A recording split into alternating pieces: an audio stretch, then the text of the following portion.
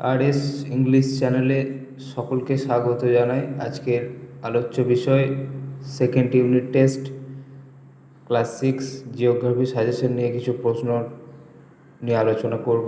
তোমাদের দ্বিতীয় unit test পূর্ণমান 50।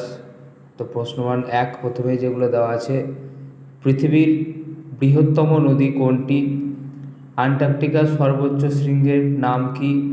বায়ুর গতি নির্ণয়কারী যন্ত্রের নাম? পৃথিবীর সর্বাধিক বৃষ্টিপাতযুক্ত উপকূল কোনটি? লাল মাটিতে বেশি পরিমাণে কী থাকে? ভারতের প্রায় স্বাভাবিক উদ্ভিদের সংখ্যা কত? ম্যালেরিয়া রোগের ওষুধ কুইনাইন কী থেকে তৈরি হয়?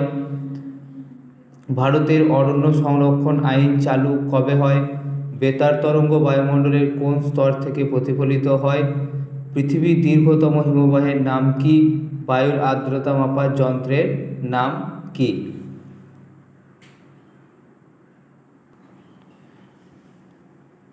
পৃথিবীর সর্বোচ্চ বৃষ্টিবহুল অঞ্চল কোনটি? জিম করবেট জাতীয় উদ্যান কোথায়? বায়ুমণ্ডলের কোন স্তরে জেট বিমান যাতায়াত করে? আন্টার্কটিকার একমাত্র বাসিন্দা কোন প্রাণী বা কে? অত্যধিক শুষ্ক ও উষ্ণ বায়ু কী নামে পরিচিত? ভারতের কোন রাজ্যে প্রচুর বৃষ্টি হয়? বিশ্ব অরণ্য দিবস কবে পালিত হয়? ভারতের গুজরাট রাজ্যের কোন অরণ্য সিংহের জন্য বিখ্যাত? পশ্চিমবঙ্গের জলবায়ু কী প্রকৃতির? বিশ্ব পরিবেশ দিবস কবে পালিত হয়? বৃষ্টিপাত পরিমাপ করা যন্ত্রের নাম আঁধি কি? পৃথিবীর প্রথম জাতীয় উদ্যান কোনটি? ভারতের মোট কয়টি জাতীয় উদ্যান আছে? এবার আসি প্রশ্নমান। তবে বিশ্বের বৃহত্তম উষ্ণ মরুভূমি কি? সমুদ্র উপকূলে লবণাক্ত জলাভূমিতে কোন জাতীয় উদ্ভিদ জন্মায়? এবার আসি প্রশ্নমান 2, অ্যালবেডো কি? পশ্চিমী ঝঞ্ঝা বলতে কি বোঝো? হিউমাস কাকে বলে? অভয়ারণ্য কাকে বলে? খুব ইম্পর্টেন্ট প্রশ্ন, এগুলো দেখে রাখবে। লু কাকে বলে? জাতীয় উদ্যান কাকে বলে? পরিযায়ী পাখি কাদের বলে? এবার আসি প্রশ্নমান 3, আন্টার্কটিকাকে সাদা মহাদেশ বলা হয় কেন? অ্যাসিড বৃষ্টি কি?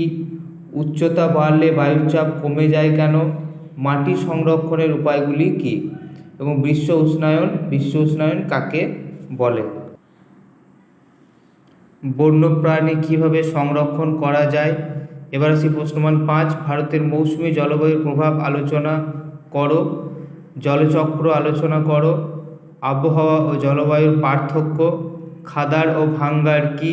ঝুম চাষ কি? ধান চাষের জন্য প্রয়োজনীয় অনুকূল ভৌগোলিক পরিবেশ সম্পর্কে লেখো।